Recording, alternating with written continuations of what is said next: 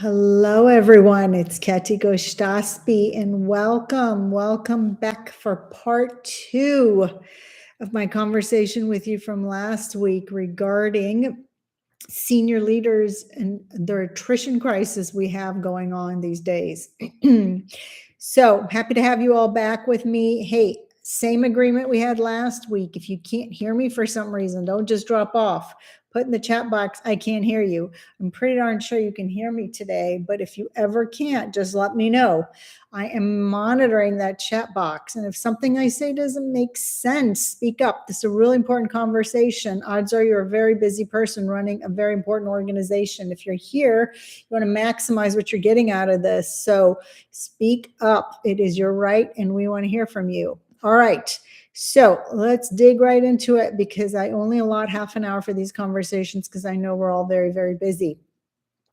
And I want to give you targeted information so that you can go out there and apply it in your organization with your leadership team to stem the attrition problem. So today we're going to build on last week's conversation, which was foundational, and we're going to move towards practical, sustainable shifts that you can actually apply. Okay, so here's what we talked about last week. All right, so last week what we talked about was the world in business seems very unstable these days, more so than ever, frankly, with what's going on in the world in general, with the chaos. Okay, so we take to this intensity of this instability in the world, and we add in the AI element, which makes a lot of organizations that are, that have been around for a long time, have an institutional feel to them, feel more unstable. People are like, I don't know what to do with all this stuff. So that spawns a scarcity mentality in business. It really does. And everyone starts to scramble to save their clients, to save their business. They do measured layoffs, they add people, they take away people. And as a result of my years of coaching leaders in this area, there's a two-tier problem that happens. Okay, so are you all tracking with me now? All right, good. The two-tier problem that we see is senior leaders in the law firm world and in business. Problem number one, for you, the person at the top, the CEO, the C-suite level, the managing partner, you're making a lot of money, you're the elite leader, you're the decision maker, but chances are you feel shackled to your job. You got kids in private school, you've got a spouse that maybe is lukewarm towards you, the relationship has suffered as a result. Your favorite part of the day is that drive between home and work. If you even get that, you may not even get that anymore. You're kind of stuck. You feel trapped, and you're not willing to look at it because this is what you do. You're the leader.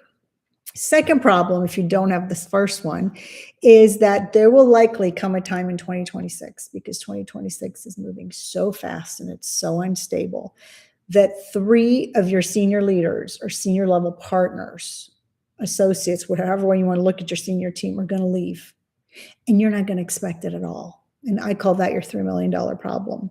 It's really the 2-1-2 effect, as I call it.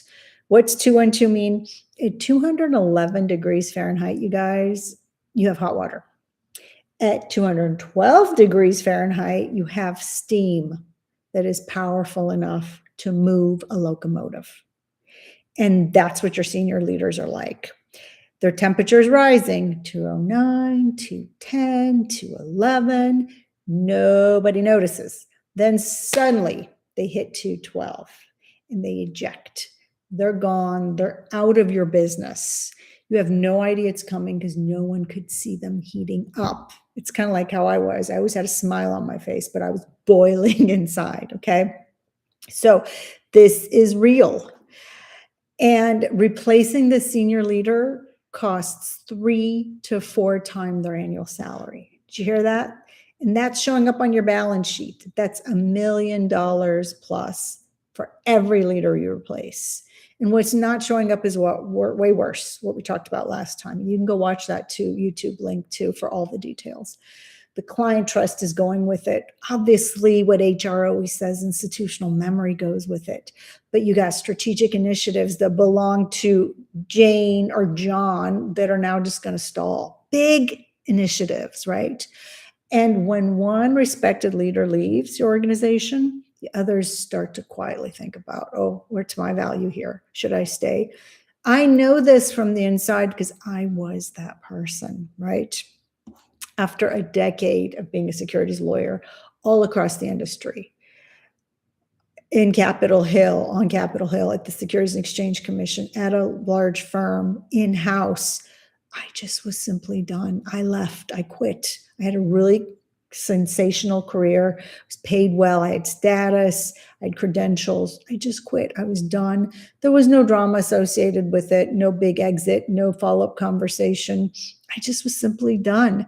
So over the last 18 years of me working with CEOs and elite lawyers and managing partners and executive and leadership teams really across all industries, I have really learned that I was not the exception. I was the norm. Okay.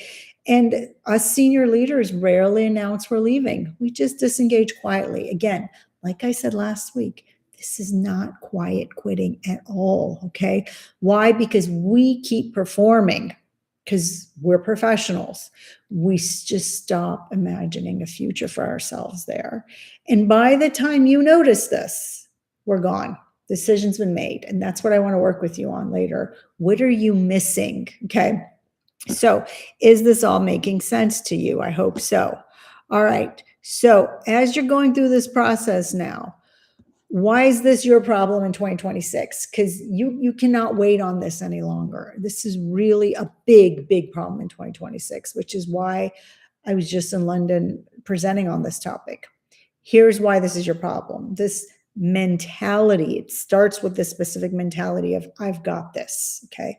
Some of the most successful lawyers and leaders have this I've got this mindset where they don't need help. They can carry the burden all by themselves. I was that person as an immigrant. I just kept my nose to the grindstone, and I turned out everything, and I got this, but turned out I really didn't got this.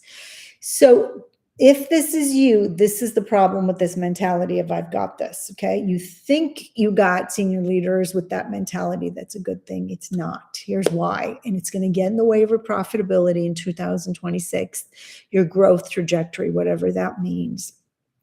Two reasons I cited last week. First of all, these mediocre companies and law firms are taking away your business because they're using the online slop junk methodology to attract in your clients. Okay. Either you're missing that because your head is down with I've got this, or you're in that game and you're like, Ketty, what's the problem? I'm getting business, or they're getting business. Why shouldn't we all be on the online slop game putting out their junk? Because that's a short-term orientation. I only work with clients with large corporations and law firms who are building something, building a brand, building a process for long-term success. This is a strategy that endures versus just getting on the bandwagon for the first thing you see and just doing what everybody else does and showing up as that junk brand. You don't want to be that junk brand, do you? And attracting junk people. And that's part of the reason why your senior leaders are checking out, because it's not on brand with who they are. They want to perform at a company that doesn't have the junk online slop. Second reason this will get you into trouble, as we talked about last week, is burnout. If you're an I got this person and a hustler like I was, we tend to want to call that integrity, but really what happens is burnout. We burn out. They'll keep going as your senior leaders until they can't go anymore. And so this is by no means quiet quitting, like I said. All right. Does that all make sense? I hope we're on the same page these days. All right. So that was what we talked about last week. And I left you with some thoughts to consider. So go back and watch that video. Here's what I want you to think about today. Here's the solution that I propose. I call it the 3M principle. You know 3M, that innovative company that makes things incredibly adhesive, strong adhesives, 3M. That's what your law firm or your organization needs. Most firms or organizations aren't as sticky as they were 10 years ago. Staff are quietly burning out and they're leaving. Senior level staff that you want, okay? These are the people that you're trying to keep. Let me reiterate. Let me just pick a company, and I'm not by no means picking on Zillow. We look at the stats and the numbers and what's going on in these companies. We use them to analyze the data before we work with certain companies. And again, not working with Zillow right now, but they just laid off 3% of their workforce in January. Public information. I'm not talking about that 3% you as Zillow or you as a law firm or you as any organization laid off. That was a choice you made, okay? I'm talking about the fact that Zillow still wants to grow, 16% or something like that? Or maybe that was last year's number. They still want to grow without that 3%, okay? I think it was 7,000 employees or something. There's senior leaders in there that you've groomed, that you've spent time and money on. You don't want those people to leave. The Zillows of the world don't want that group to leave, okay? So those are the people I'm thinking are burning out and leaving without you even knowing it, okay? So what I do is help organizations and law firms become stickier than they've ever been before, especially in 2026, so that their top talent sticks instead of ejecting at 212 degrees, okay? The 3M principle that I bring is about making your firm so sticky that losing $3 million of turnover cost from those senior leaders that you're counting on, those are not on your 3% layoff list. Turnover for them becomes impossible, and that $3 million does not walk out your door, okay? Performance metrics, engagement data, and these stay good, stay put, and engagement conversations do not work, okay? Let me say that again. I work at another global defense contractor, and they're always looking at their engagement data and their performance metrics. That doesn't work, okay? If they did, you wouldn't have this problem to begin with, all right? So here's what I want you to consider as the senior leader in these organizations. First thing I want you to do is I want you to make a list of all your senior leaders. So if you're the CEO, all your C-suite executives, or wherever you are in this landscape of senior leaders, managing partner, all your senior partners under you. And for each of these people, consider the last 3 conversations you had with them. Okay, so take them one person at a time. This is worth your time to stem a $3 million problem that you don't have to have, okay? Last 3 conversations you had with Joe, your senior leader. What seemed different? Did Joe or Jane say something off-brand for them? Did they act different? What are their direct reports saying or doing differently about Joe or Jane? Okay, that's the first thing I want you to do. Second thing I want you to do is, how do they, Joe or Jane, that senior level executive that you should be worried about, create results in their role? Okay, can they think big picture? Or do they seem excited and creative about their role?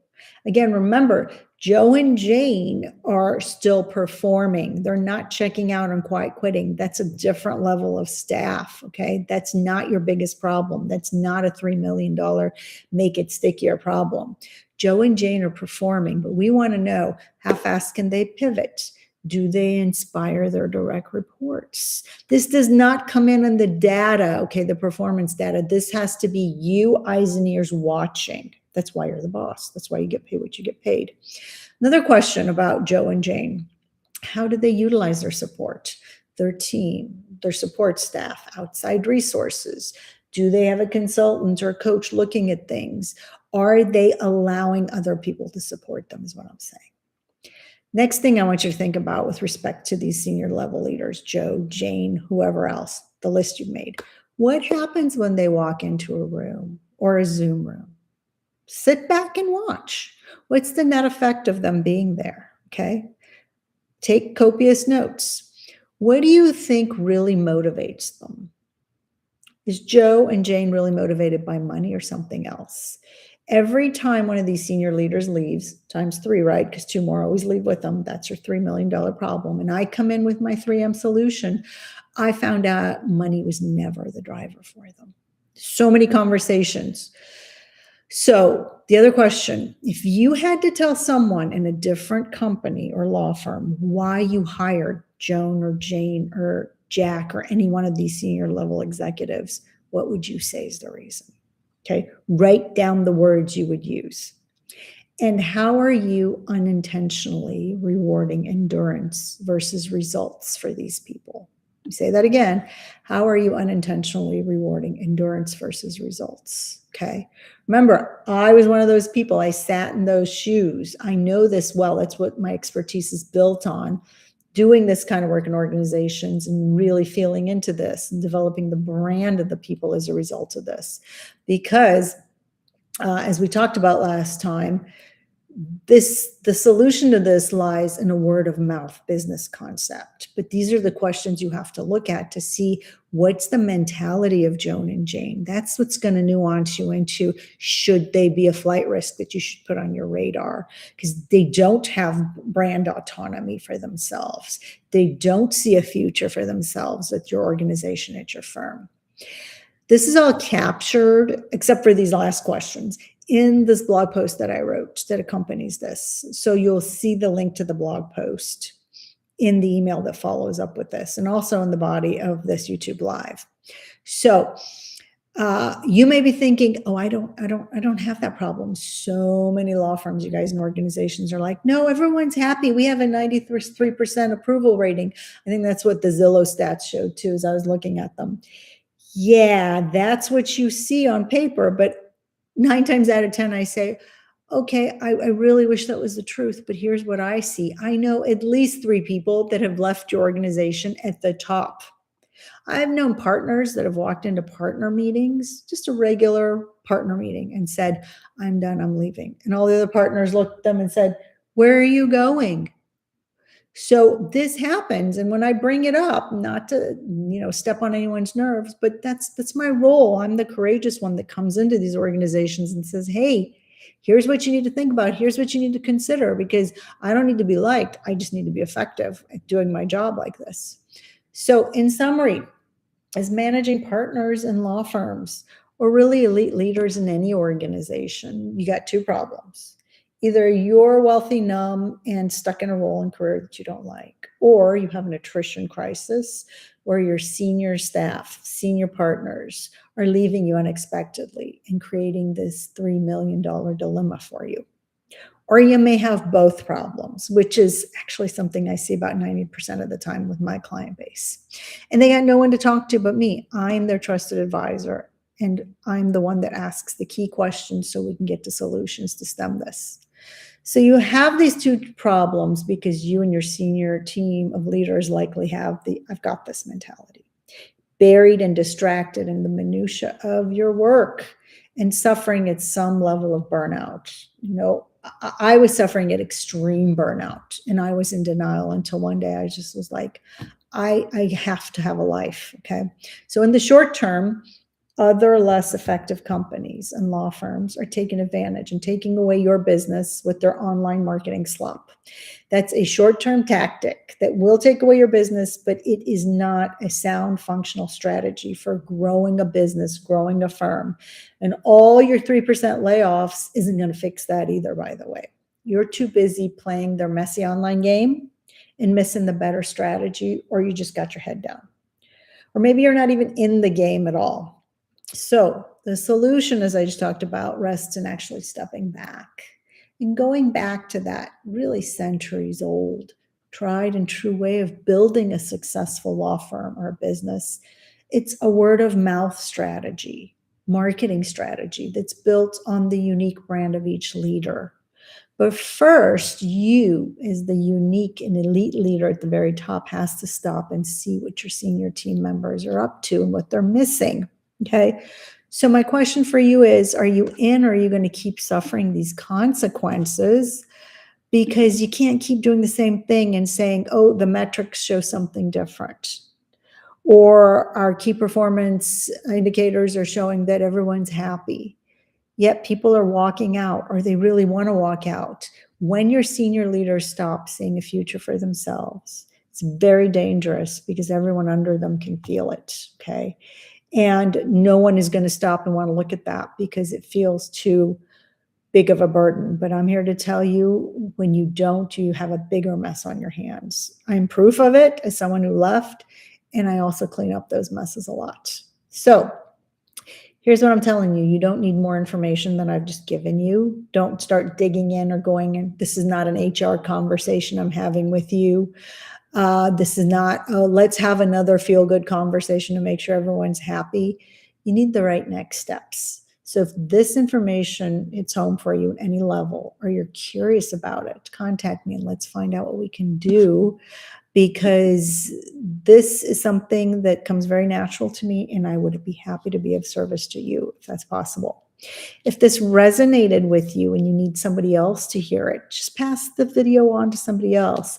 Pass the article, the blog post article I wrote that gets into depth on this, to somebody else. You don't have to say anything. You just want to have people be provoked into a different insight.